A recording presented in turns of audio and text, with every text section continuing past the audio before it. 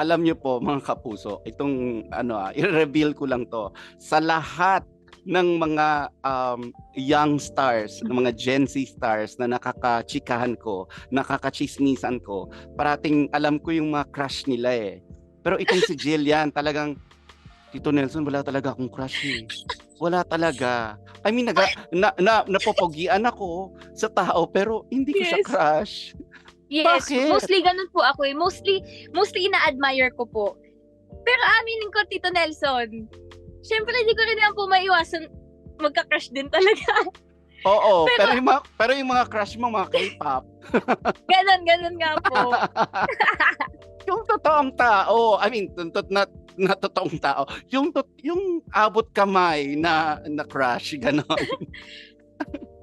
I'm gonna be very honest, Tito Nelson, parang nagkakaroon po ako ngayon ng real life crush. Pero hindi Uy! ko aaminin. Hindi ko aaminin Yan! kahit kanino kung sino yun. Sino yan? Ayoko, Tito Nelson. Hindi, ayoko pa po. Basta.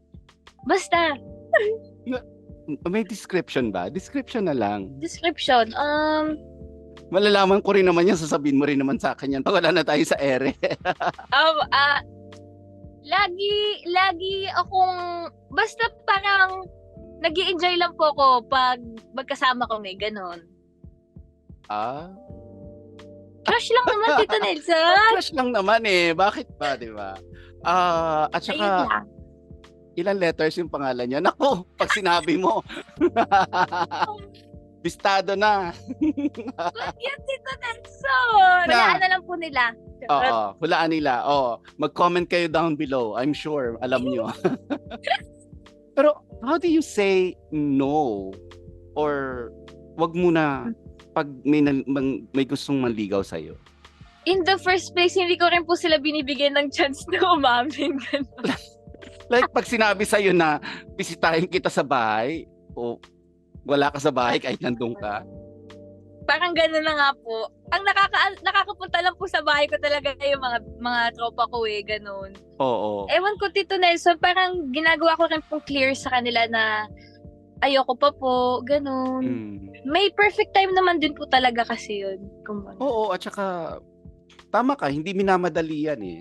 Naniniwala po kung hindi po may iwasan kung kanino ka po magkakagusto at kailan ka magkakagusto.